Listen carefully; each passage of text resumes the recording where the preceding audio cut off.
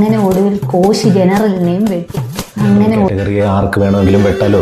അതിപ്പോ കോശി മാത്രമല്ല, എല്ലാവർക്കും കയറി വെട്ടാം. ചാഞ്ഞ മരമാണല്ലോ, ഓടിക്കയറാലോ. ഇതെന്താ വെട്ട്?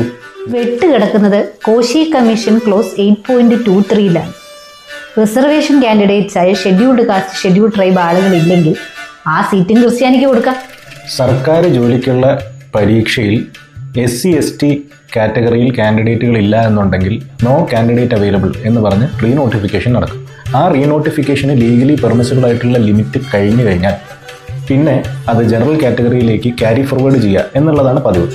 അപ്പോൾ ഇത്തവണ ജനറൽ കാറ്റഗറിയിലേക്ക് ആ പറയുന്ന ഒഴിവ് പോകുന്നതിന് പകരം അത് ക്രിസ്ത്യാനിക്ക് കൊടുക്കണമെന്ന്.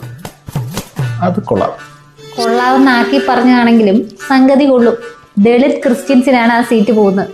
അല്ല, നിങ്ങൾ ക്രിസ്ത്യൻസിൻ്റെ അകത്ത് ജാതിയില്ലെന്നും അങ്ങനെ എന്തൊക്കെയല്ലേ പറയാറ്? ജാതി ഇല്ല എന്നൊക്കെ സഭ വെറുതെ പറയുന്നതാണ്.